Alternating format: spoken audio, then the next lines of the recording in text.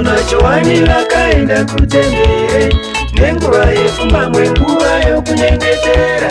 Vakawana chirema chigere pamukova, vakati kwaari titarirevo.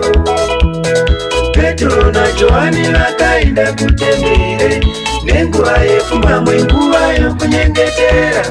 Vakawana chirema chigere pamukova, vakati kwaari titarirevo.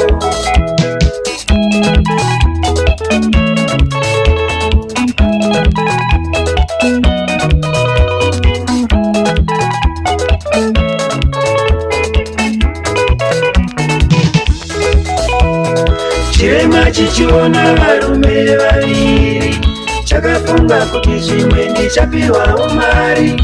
Semunhu wakanga ajaira kupiwawo mari, naiye wakavatarisa.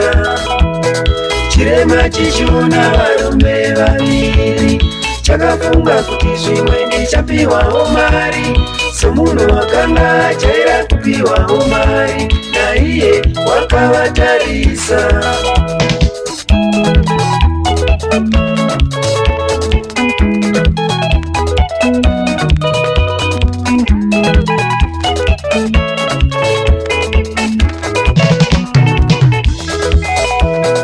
Petro na Johani vakati kwaari, sirivhera nendarama hatina shamwari. Chatinacho tinokupa nezita raJesu, tinoti simuka ufambe. Petro na Johani vakati kwaari, sirivhera nendarama hatina shamwari. Chatinacho tinokupa nezita raJesu, tinoti simuka ufambe.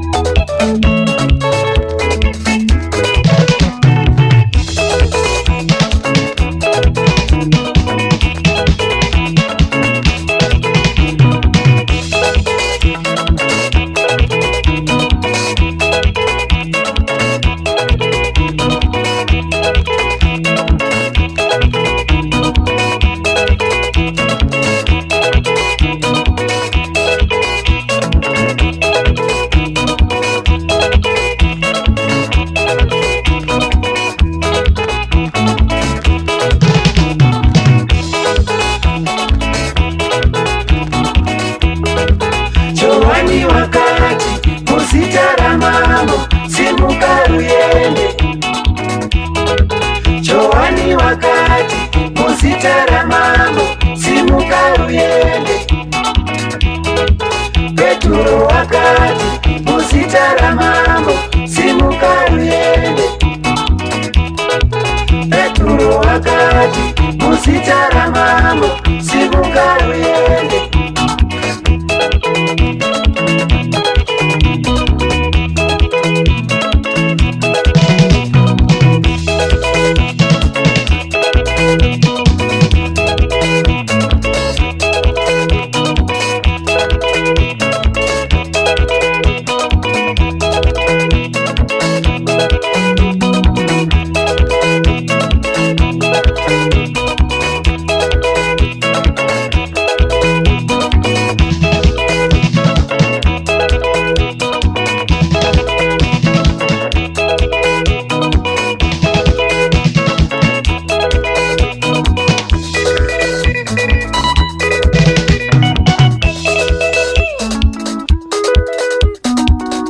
Zvino wakati achakabata mavoko, vanhu vazhinji vakavungana.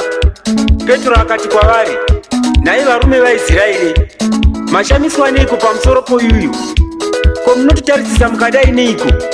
Setinenge tamuporesa nesimba redu, kana kuti nekunamata kwedu Mwari, Mwari waAbhurahama naIsaki naJakobho, Mwari wamadzibaba edu, ndiye wakakudza muranda wake Jesu, wamakaisa kuvatongi, mukamuramba pamberi paPirato, iye atonga kuti asunungurwe.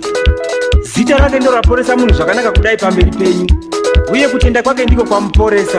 Haleluya, amen.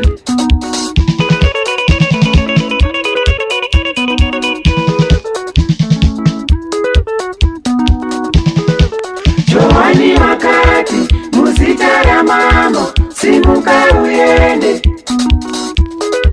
Johani wakati muzita la mambo, simuka uyende. Petro wakati muzita la mambo, simuka uyende. Petro wakati muzita la mambo, simuka uyende.